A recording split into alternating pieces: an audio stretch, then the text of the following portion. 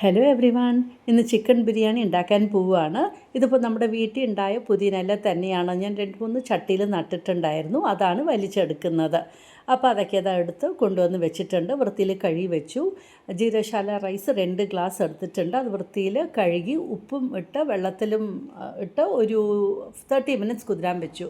പിന്നെ മല്ലിയില, പുതിനയില, പച്ചമുളക്, ഇഞ്ചി, വെളുത്തുള്ളി, പിന്നെ 2 നമ്മുടെ കാടമം, 2 ക്ലോവ്സ്, ഒരു പീസ് പട്ട, പെരുംജീരകം അതൊന്ന് ചതച്ചെടുത്ത് വെച്ചിട്ടുണ്ട്. ഇവിടെ നെയ്യ് ചൂടാക്കി അതിലേക്ക് ഹോൾ സ്പൈസസ് പട്ടയും ഗ്രാമ്പും ഏലക്കയും ബേ ലീഫും ഇട്ടു. പിന്നെ സവാള ഇട്ട് നന്നായിട്ട് വഴറ്റി കൊടുത്തു. സവാള ഒന്ന് വഴന്നു വന്നപ്പോൾ നമ്മൾ അരച്ച് വെച്ചിരിക്കുന്ന പേസ്റ്റും ആഡ് ചെയ്ത് കൊടുത്തിട്ടുണ്ട്. അതും നന്നായിട്ടൊന്ന് പച്ചമണം പോകുന്നവരെ നമുക്കൊന്ന് വഴറ്റിയെടുക്കണം. എന്നിട്ട് ഒരു 4 ടൊമാറ്റോ ആണ് ആഡ് ചെയ്തിരിക്കുന്നത്. അത് നന്നായിട്ട് വഴറ്റി കൊടുക്കുക. ടൊമാറ്റോയ്ക്ക് ഒന്ന് നല്ല സോഫ്റ്റായിട്ട് വരുന്നവരെ.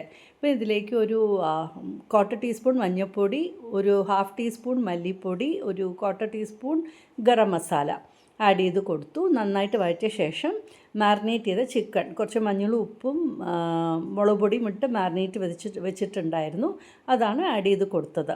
ഉപ്പും പാകത്തിന് ആഡ് ചെയ്ത ശേഷം ഒരു 2 വിസിൽ ഞാൻ വെച്ചിട്ടുണ്ടായിരുന്നു നമ്മുടെ കുക്കറിൽ. അപ്പോൾ നന്നായിട്ട് ഇളക്കി കൊടുത്ത ശേഷം നമ്മുടെ മിക്സി പാത്രം തന്നെ കഴുകിയെടുത്ത വെള്ളമാണ് ആഡ് ചെയ്തത്. കൂടുതൽ വെള്ളം ചേർത്തില്ല, പിന്നെ കുറേ വെള്ളമായി പോകും അത് കാരണം.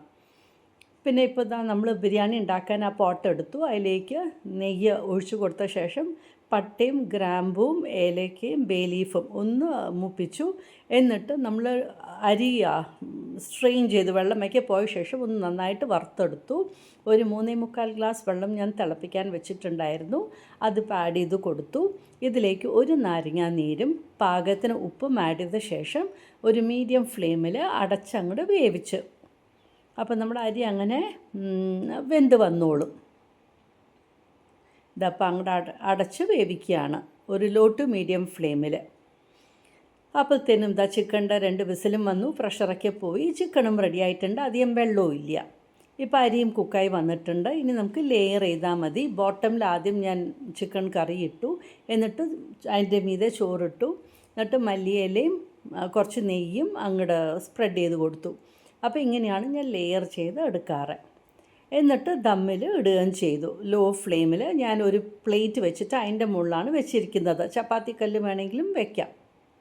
അങ്ങനെ ഒരു 15 to 20 മിനിറ്റ്സ് വെച്ചു. അങ്ങനെ നമ്മുടെ ബിരിയാണി റെഡി ആയിട്ടുണ്ട്. ഇത് നല്ല ടേസ്റ്റാണ്. ഇതുപോലെ ഒന്ന് ഉണ്ടാക്കി നോക്കൂ, നിങ്ങൾക്കും ഇഷ്ടം. സിമ്പിളും ഈസിയും ആണ് ഈ ചിക്കൻ ബിരിയാണി ഉണ്ടാക്കാനായിട്ട്. അപ്പോൾ ഒന്ന് ട്രൈ ചെയ്ത് നോക്കൂ.